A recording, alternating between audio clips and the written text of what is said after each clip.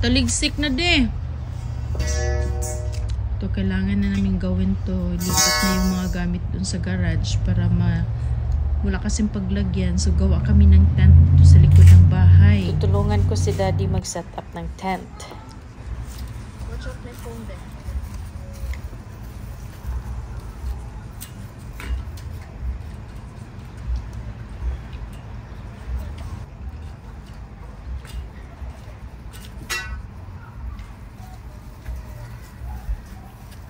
Lipat natin yung dragon fruit ko.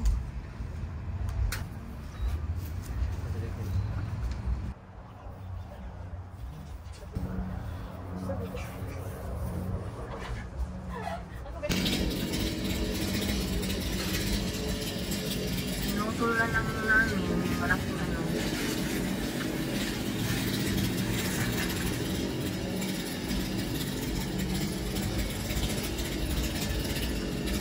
Lang, tanim na lang ulit lang. Pero ayaw ko talaga magtanim ng ganyan dito sa likod. Kasi lalaki siya.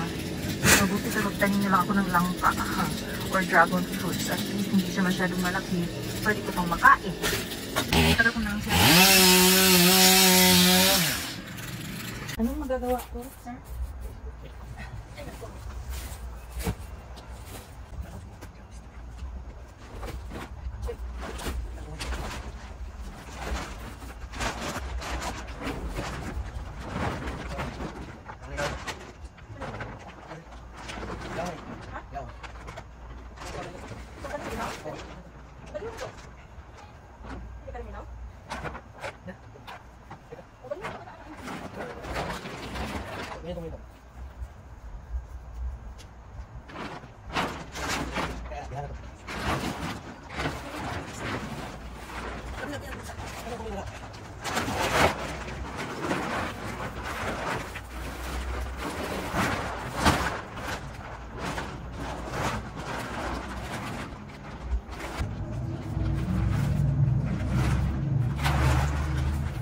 Kailangang ma-set up na namin tong tent.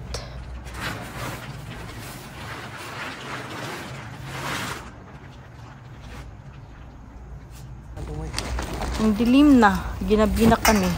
Di nyo na nakita yung pagbuhat ko dito sa tent.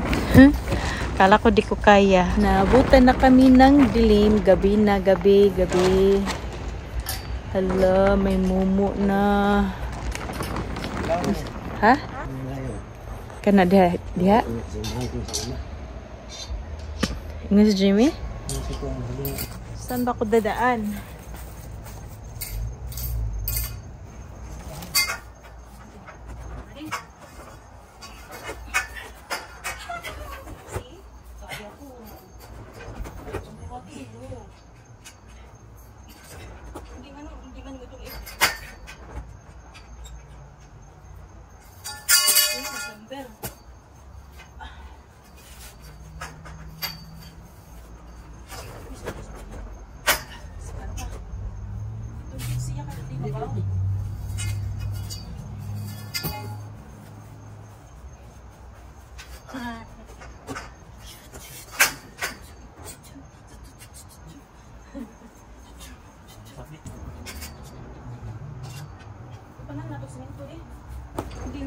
Hindi man ito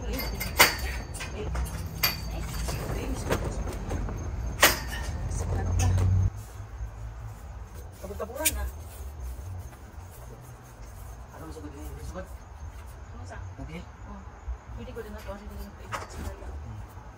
Hindi lang.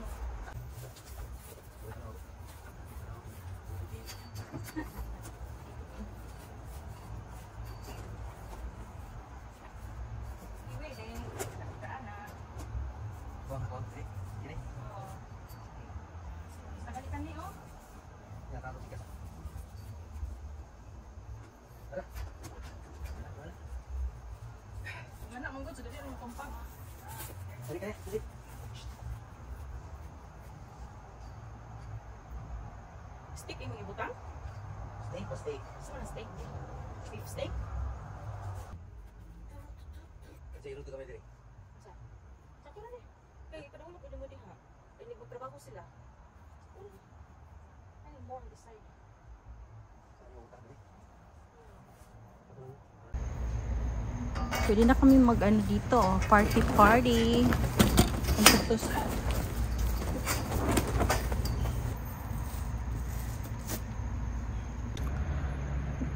Ito ang mahirap kapag dito sa life abroad. Kami lang ang magtatrabaho dahil kung kukuha na naman tayo ng mga panday or hirap din kumuha ng mga panday. Ha? Wala. So, yun. Hinihintay namin yung construction dito. Hindi namin alam kung kailan yung construction mag-start. Pero sabi December or January. And I cannot wait kasi yun nga, gusto ko nang ma-set up to dahil gusto ko nang magkaroon ng sarili kong foster home. Dahil napapagod na rin ako sa kakahabol-habol sa bus everyday. Alam niyo, kapag magkaedad na tayo, yun. Sobrang nakakapagod na. Wala? Pasudlo na siguro tadi. Pasudlo na, takagabiin na. So, kapag magkaroon na ako ng foster home, ha?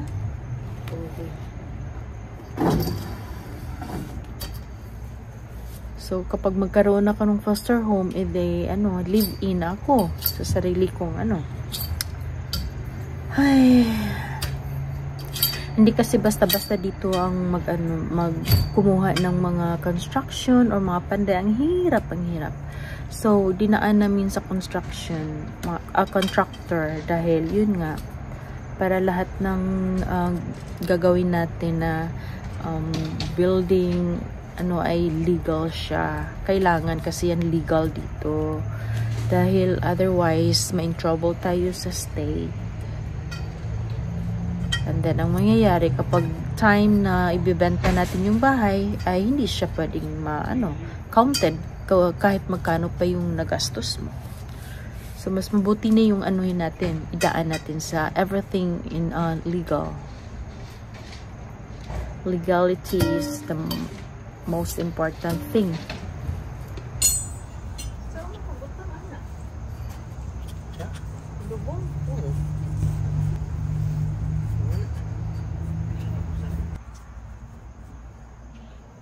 Ginabi na kami. So, what time is it there? What time? Dara, here. So, time check. What time is it? 6:40 pa pala? Akala ko around 7 o'clock na. So, 6:40 pa daw, pero ang dilim-dilim na. Basta straight na siya, di. Kaya, ayun ang naka-slant.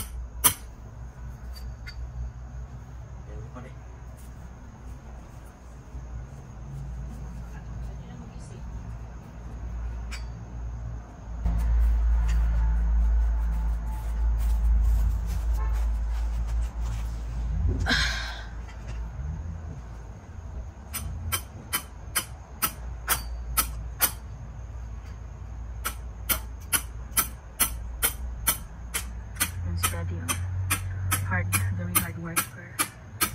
Siya, kahit galing sa trabaho, pagod na pagod. Thank you so much, Lord, for giving me a good husband, ha? Charot. Good husband ka, di? Ha? Ayan, saan ka ba maghahanap ng asawa na ganyan? Niya, di ba? Sus, Mariusep. Overtime na naman. Overtime.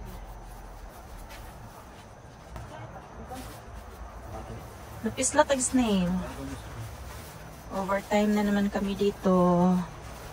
So lahat yung mga gamit doon sa ano sa garage ililipat na dito. Ililipat namin dito dahil ano na naman they're gonna start doing the extension, house extension. So lagyan namin ng trapal dito para di makita yung mga gamit.